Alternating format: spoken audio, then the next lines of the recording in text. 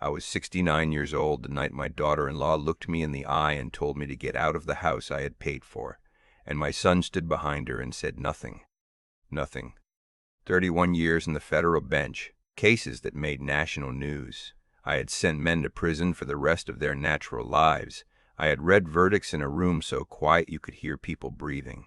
And standing in my own living room, in the house where my son had grown up, where his mother had died, I could not find a single word. Let me go back to the beginning, because none of this happened overnight. These things never do. My name is not important. What matters is who I was and who my son became. I spent my career as a federal judge in the Eastern District of Virginia. 31 years. I took the bench at 38 years old, which was young, and I left it at 69, which felt ancient. I had seen enough of human nature by then, enough greed, enough rationalization, enough of the particular way people lie to themselves before they lie to everyone else, that very little surprised me anymore. My wife, Patricia, passed away 11 years ago.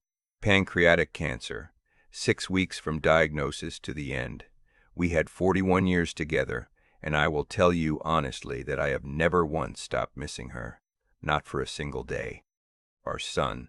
I'll call him my son throughout this, because that is what he was, even when he stopped acting like it, was 43 at the time this story begins. He worked in commercial real estate in Northern Virginia. Good job, good income. He had the kind of confidence that comes from never having really failed at anything, and that confidence I came to understand was also his vulnerability. He met his wife, I'll call her Nadine, at a corporate event in 2017. She was a financial consultant. Sharp, well-dressed, the kind of woman who could read a room in 30 seconds and adjust herself accordingly. I noticed that about her immediately. Patricia would have noticed it too, and Patricia would have warned me. But Patricia was gone, and I was a 71-year-old man eating alone most nights. And when my son brought Nadine to Sunday dinner, and she sat across from me and asked thoughtful questions about constitutional law, I wanted to like her. That was my first mistake, wanting to like her. They married in the fall of 2018. Nice ceremony, small by choice. Nadine said she preferred intimate gatherings, which I later understood meant she preferred gatherings where she controlled who was present. I sat in the front row and watched my son look at her like she was the answer to a question he'd been asking his whole life. I remember thinking, I hope he's right. For the first year, things were fine. My son and I had dinner twice a month. We talked about the news, about baseball. He's an Orioles fan, which I always held against him, given that I came up rooting for the Red Sox, and about his work. Nadine joined us occasionally. She was always pleasant, always asked about my health, always made a point of saying how much she admired my career. The pulling away started gradually. In the second year of their marriage, the twice-monthly dinners became once a month. Then they became irregular. He'd cancel, usually by text, usually with some explanation that sounded vaguely rehearsed. Work was busy. They had plans. He was tired. I told myself it was normal. Newlyweds. Busy lives. I had been the same way once. Early in my marriage, I gave him room. What I didn't know was that while I was giving him room, Nadine was filling it. I found out later, much later, from my son's own mouth, when things had already come apart, that she had been telling him things, not all at once. The way you drip water into a container, slowly, over months, until one day the container is full and you can't remember a time when it was empty. She told him that I had never approved of her, that my polite demeanor at dinner was actually condescension. She told him that I had called her ambitious in a tone that was meant as an insult. She told him that I had made comments about her family's background. Her father was a contractor from West Virginia, and that I had looked down on them. None of it was true, not a word of it. But my son had loved his mother deeply, and when Patricia died, I think something shifted in him that neither of us fully understood.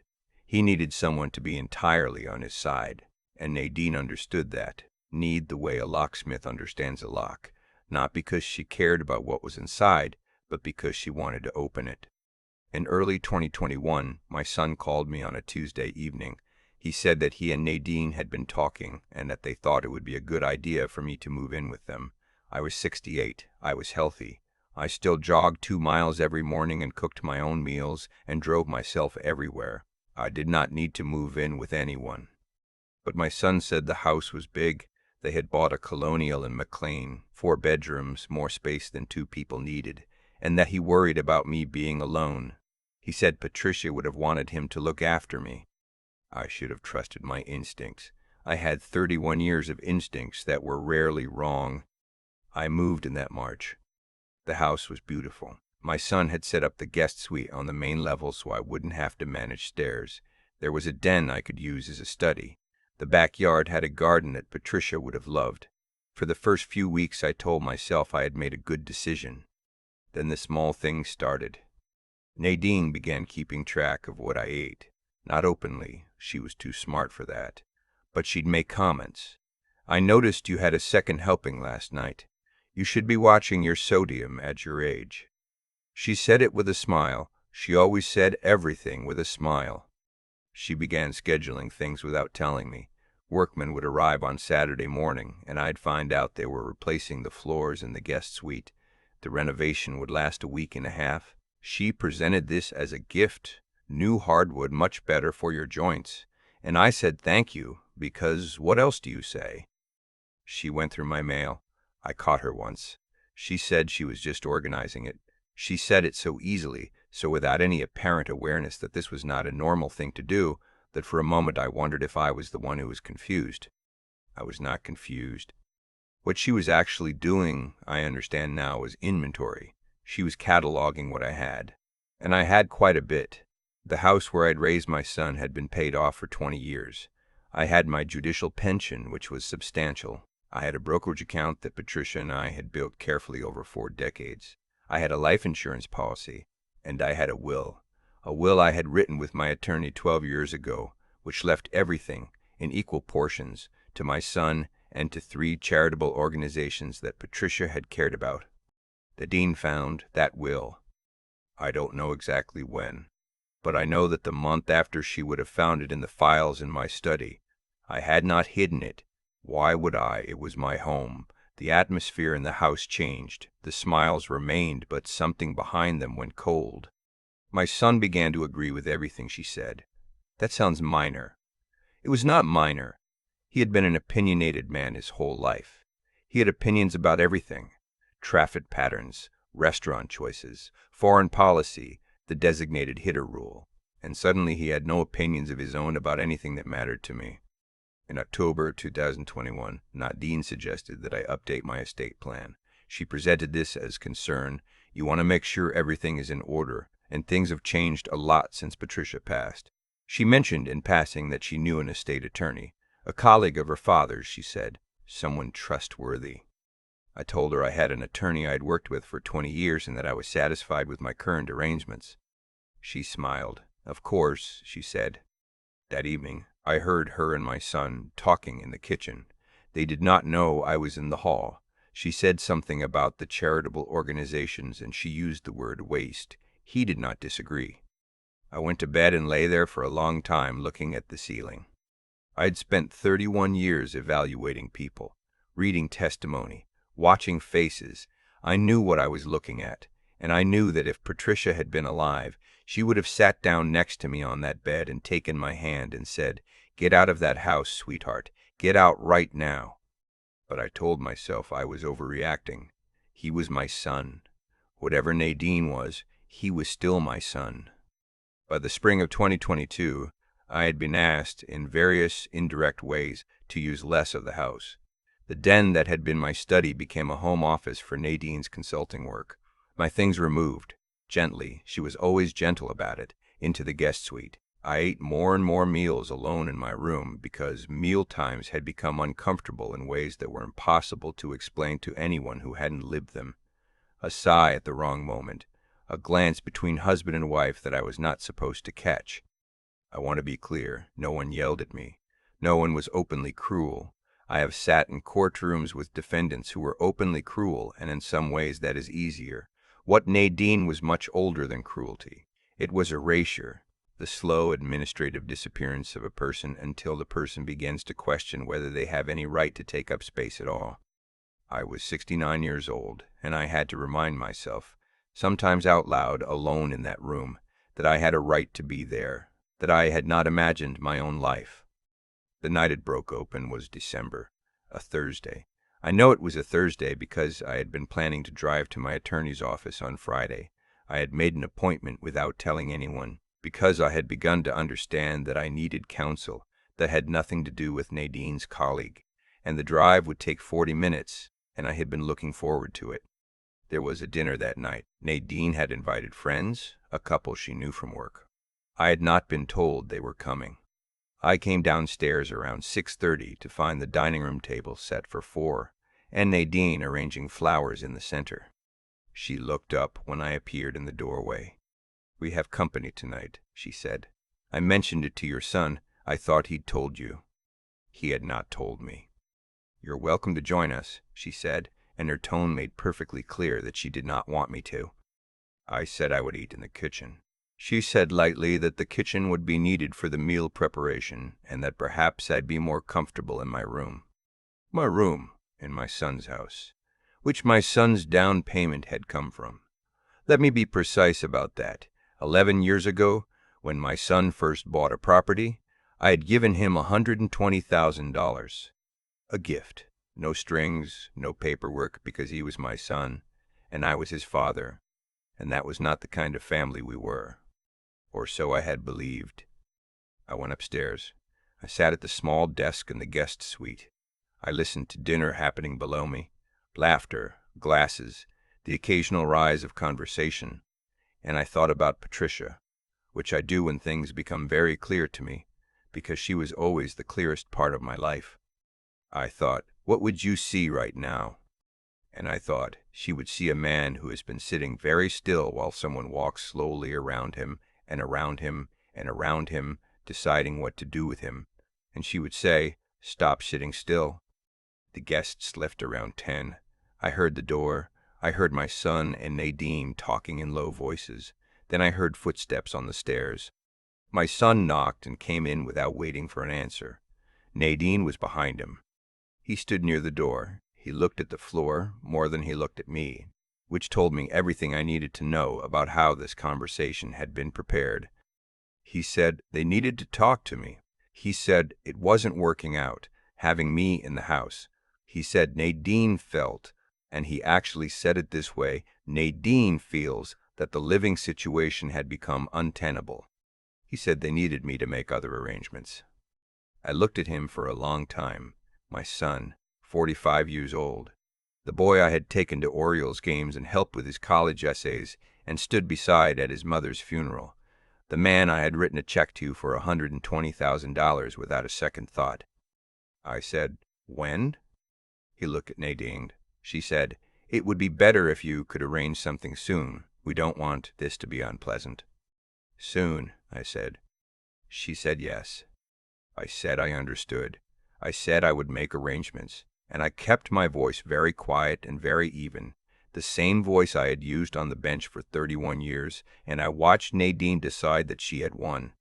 I called my attorney the next morning. His name is Allen, 22 years. He's seen me through Patricia's estate, 2 property sales, and 3 revisions to my own will, and I told him what had happened.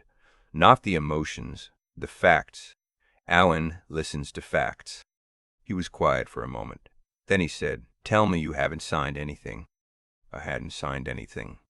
He said, "Good. Don't sign anything. Don't move anything. Don't touch your accounts."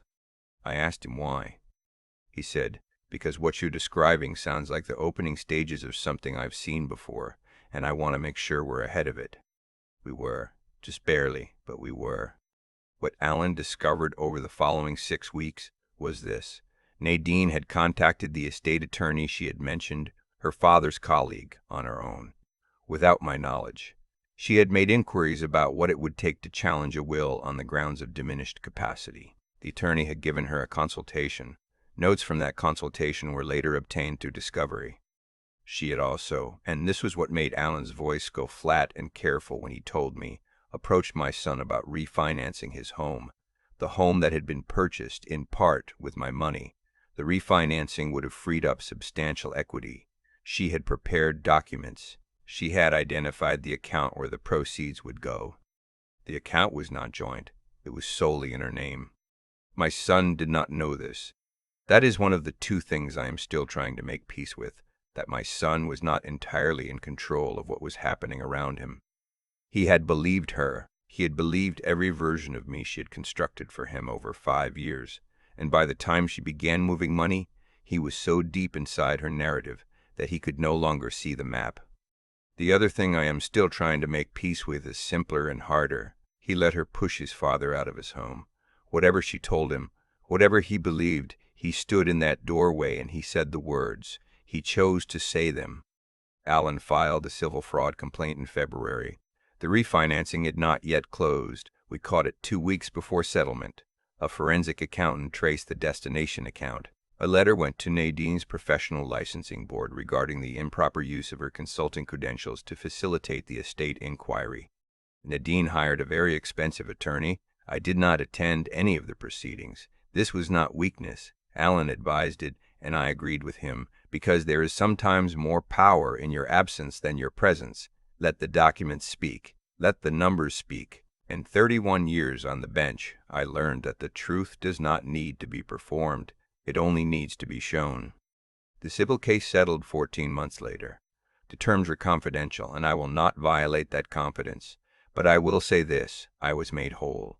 More than whole. The settlement covered legal fees, damages, and a figure that reflected what the forensic accountant characterized as unjust enrichment, which is a legal term for what the rest of us call taking what isn't yours. Nadine's consulting practice did not survive the licensing review. My son, and this is the part of the story I have turned over in my mind more times than I can count. My son called me 8 months after the civil case settled. He called from a number I didn't recognize, which meant he expected I might not pick up. I picked up. He was in therapy, he said. He had been in therapy for 7 months. He said he had begun to understand, slowly, painfully, the way you understand something that requires you to revise your entire picture of yourself.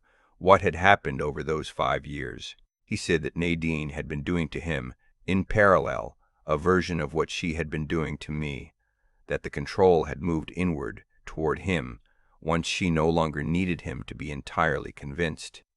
He said, "Dad, I don't expect you to forgive me." I was quiet. He said, "I just needed you to know that I know." I thought about Patricia. I thought about the way she used to say that forgiveness and trust were 2 different countries with the same name, and people confused them constantly. I told my son that I heard him. I told him that I was glad he was getting help. I told him that I would need time, real time, not a phone call's worth of time, and that I didn't know yet where we would end up. He said he understood. We have spoken 4 times since then, carefully, like 2 people learning a new language, which in some ways we are. I live now in a condominium in Alexandria, 12th floor.